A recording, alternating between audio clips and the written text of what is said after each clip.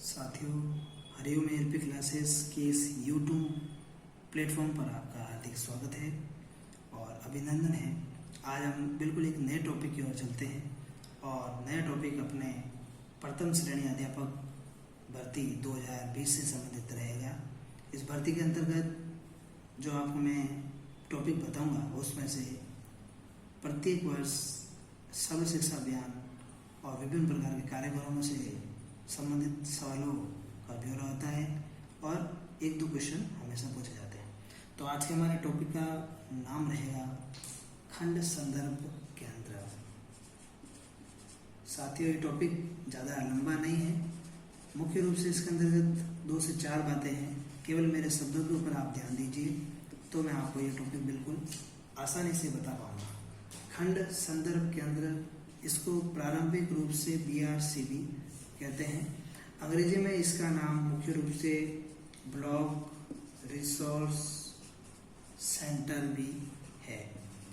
इसका संबंध प्रारंभ कहो चाहे अंतिम कहो, सर्व शिक्षा अभियान से जुड़ा होता है और सर्व शिक्षा अभियान का एक ही है, सब पढ़े और सब बढ़े। उनका प्रारंभ में एक ही रहता है कि शिक्षा का अधिकार सबको होना चाहिए, चाहे वो किसी भी वर्ग से संबंधित हो, चाहे वो उच्च वर्ग हो या निम्न वर्ग हो, चाहे मध्यम वर्ग हो। इन सभी के अंतर्गत शिक्षा का अधिकार होना चाहिए।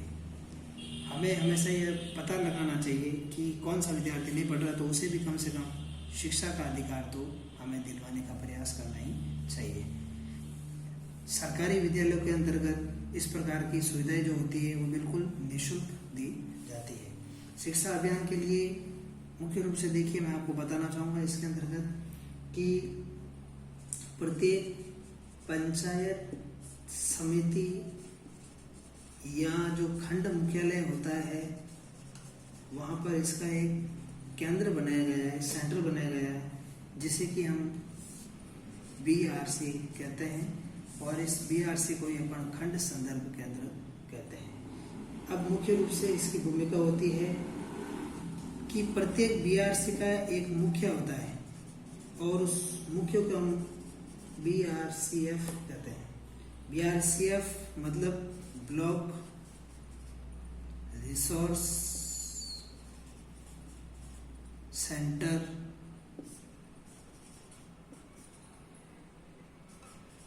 फैसिलिटेटर।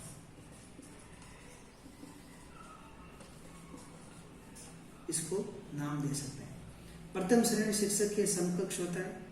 इसकी जो प्रतिनियुक्ति होती है बिल्कुल एक गजिस्ट्रेड अफसर होता है, गजिस्ट्रेड अफसर होता है। इसके समक्ष इसकी प्रतिनियुक्ति पर इसको लगाया जा सकता है या फिर इसको ऐसा कहते हैं BRCF जो होता है प्रथम श्रेणी शिक्षक के समकक्ष होता है और प्रतिनियुक्ति पर लगाया जाता है। यह केवल सर्व शिक्षा अभियान से जुड़े सभी कार्यों की योजना और उनको विद्यालय स्तर पर किस प्रकार से लागू करवाना है उसकी योजना ये तैयार करते हैं। अब वर्तमान समय में आपने देखा होगा प्रत्येक विद्यालय का जो एक डाइस प्रपत्र होता है उसको भरवाना होता है और उसके अंतर्गत विद्यालय से संबंधित जुड़ी सभी प्रकार की गतिविधियों का हो चाहे विभिन्न प्रकार की जानकारी हो, उसके अंतर्गत डाटा होता है। कौन से विद्यार्थी कितने वर्ष का है क्या नहीं, उसकी उम्र क्या है और एक औसतन विद्यार्थियों की जो जाति है, उनके वर्गों का प्रकार है, सभी प्रकार के उसके अंतर्गत दिए होते हैं। अब इसके अंतर्गत मुख्य रूप से ये सर्व शिक्षा अभियान द्वारा होते हैं और सभी के द्वारा इनके नियम लागू होते हैं, चाहे गवर्नमेंट स्कूल हो चाहे प्राइवेट स्कूल हो। ये आपको डाइस प्रपत्र है वो बनना अनिवार्य है। अब डाइस पत्र की जो सूचना होती है वो उच्च अधिकारियों के पास में इसकी सूचनाएं रहती है और एक प्रपत्र होता है, उसके अंतर्गत इन सभी का समायोजन इसमें होता है। अब एक आपने देखा है BRC देखा, एक BRCF देखा, ये एक महत्वपूर्ण है। अब BRC के द्वारा ही जो है CRCF की वर्तमान समय में स्थापना की गई और ये जो CRCF होता है ये जो BRCF होता है वो तो होता है आपके फर्स्ट ग्रेड अधिकारी होता है उसके समकक्ष, लेकिन जो CRCF होता है वो होता है आपके सेकेंड ग्रेड टीचर होता है, उसके समकक्ष इसका दिया जाता है। और इसके अंदर विभिन्न प्रकार के कैंप लगते हैं। और BRC क्या होता है? BRC इसके अंदर कक्षा 3 से 5 तक के विद्यार्थियों के लिए रीडिंग कैंप की स्थापना की गई और इसके अंदर लागू होता है।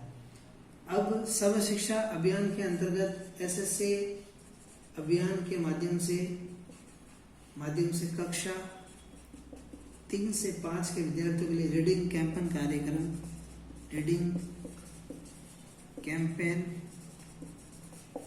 कार्यक्रम की स्थापना की जाती है, जिसके द्वारा बालकों का बौद्धिक विकास हो और मानसिक विकास और मानसिक परीक्षण भी इसके साथ साथ किया जा सकता है। तो विकास होगा तब इसका परीक्षण होगा और परीक्षण होगा तब इसका विकास ही होगा, और ये दोनों एक ही सिक्के के दो पहलू हैं।